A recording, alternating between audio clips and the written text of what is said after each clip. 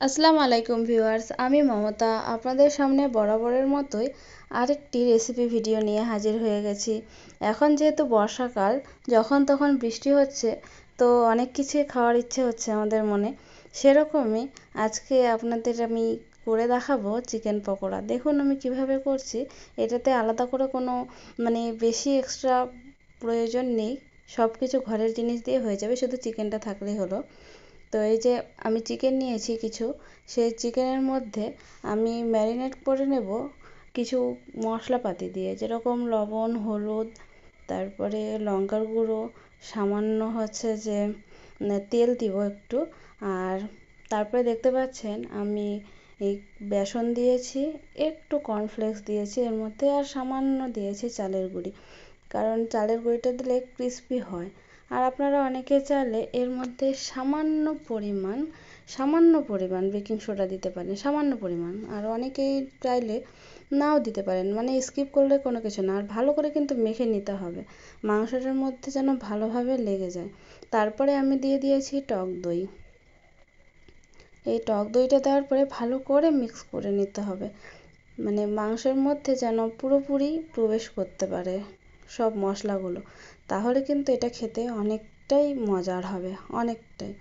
আর অনেকেই আবার এটাকে রেখে ফ্রিজে স্টোর করতে পারেন, যখন খাওয়ার ইচ্ছা হবে তখন শুধু বের করে দু একটা পকোড়া ভেজে নেবেন, ব্যাস। আর অনেকেই এটাকে সঙ্গে সঙ্গে করে নিতে পারেন। ওই যে সামান্য দিয়েছি জল, সামান্য, যাতে ভালোভাবে মিক্স হয়ে যায়।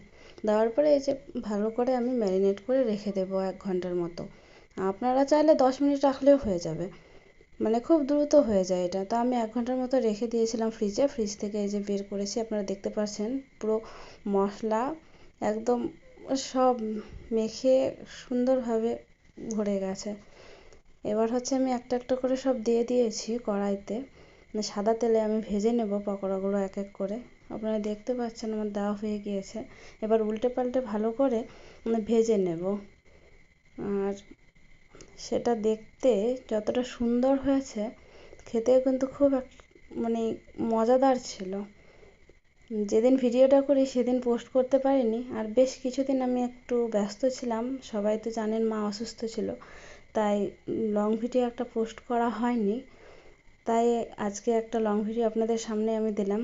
এই যে আমি চিকেনের লেগ পিসটা রেখেছিলাম, এটা সুন্দর করে একটা ভেজে নেব। অনেকের অনেক রকম খাওয়ার জিনিসের পছন্দ, কিন্তু আমার রান্না করতে বেশি পছন্দ, বেশি ভালো লাগে আর কি। প্রথমবারেরগুলো হয়ে গেছে, এবার দ্বিতীয়বার আমি বাকিগুলো দিয়ে দেব। আর উল্টে পাল্টে সে আগের মতো সবগুলো সুন্দর করে ভেজে নেব। এই যে আমার তৈরি সমস্ত পকোড়াগুলো দেখতে কিন্তু খুব সুন্দর হয়েছে, আর খেতেও অতিরিক্ত ক্রিস্পি ও মুচমুচে, খুব মজার ছিল।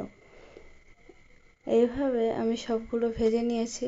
বাড়িতে এভাবে একবার হলে অন্তত ট্রাই করবেন, খুব সহজেই হয়ে গিয়েছে। সবাই যদি ট্রাই করেন তাহলে জানাবেন কেমন হয়েছে।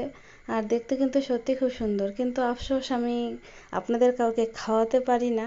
আমিও চাই যে আমার রান্নাগুলো সবার সামনে আসুক, কিন্তু সেটা হয়ে ওঠে না, কারণ সবাই তো অনেক দূরে দূরে, আর আমিও অনেক দূরেই আছি।